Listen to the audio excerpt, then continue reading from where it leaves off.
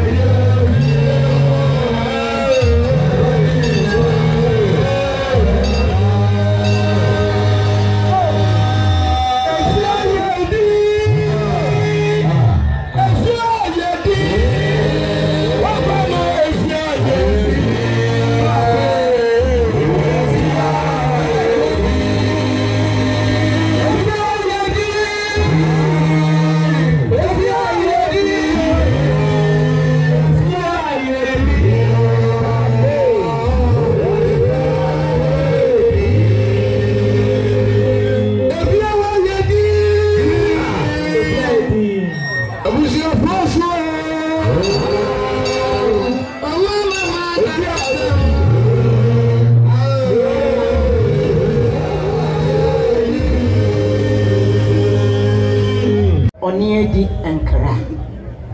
okere sorry aya jebe yunya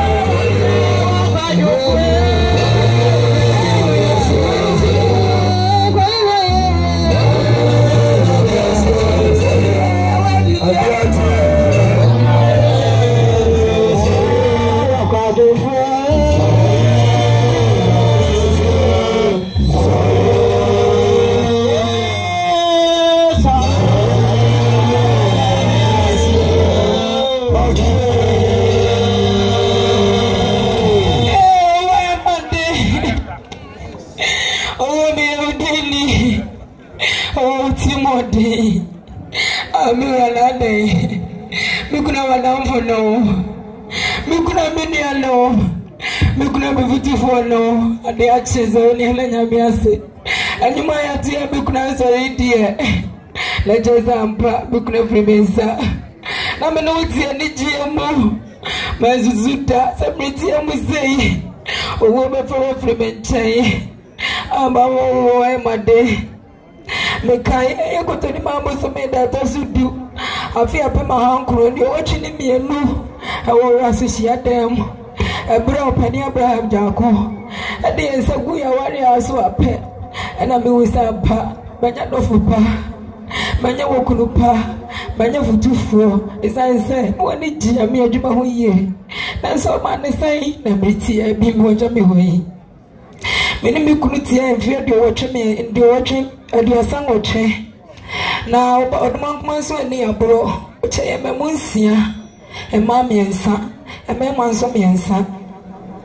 ekunu die no bia be dia zanse yese ebe nyame adwuma mu a obo ne homodin yie empo no na nani hu nyame adwuma mu yie eche wono ani fie a ye nyina ye be dia danse ebe adwuma mu so a no obo ne homodin yie fise no e brefo empo abra wo yare a wabe fie a wakase miwra da na jojo wo se da bi ya fra me ha mankwa nyame adwuma beto sini owo wa mate mikunu yire ne ho yie bo ne ho modin bia wo nyame adwuma mu na ye hwetwere se ma na nje wo pa ye ne adisa meti aduanu mienu imudunu na nwumo zo pa no pe ayo krasore abra ya tunwum ya mehu se miwura akeka ne ho die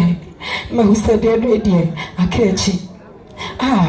miwura woje twaka sia wo makomam na menyini da so bibiara ebetimi asise atwan amame na so me wodi aka owo kradia nkwanti menye media nansese mikunu obi a no odi no ho yie na wo prepare ti ne efre no obroni na ho yini o amofre medeni onana no bebrebe do amuja hwan mamo waye made menka hwe ne meka nyina ne se minim se da bibi ye be hia wo soro hememu ye mesi twede ho Yakobo ne se o me isi o Abraham kukum o bi mse mi no be hia biem mi de hweka na ntie mimra teye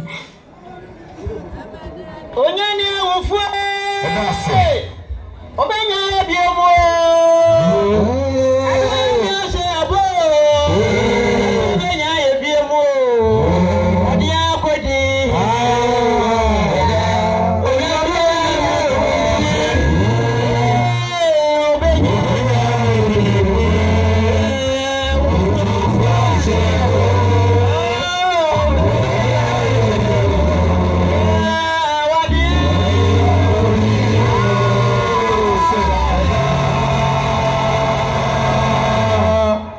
maame dia ye adwumutuo yi ye die we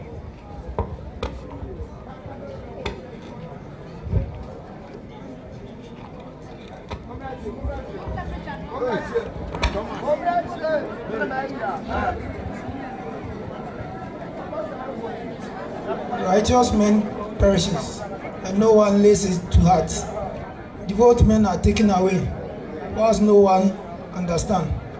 For righteous man is taken away from calamity and enters into peace. The rest are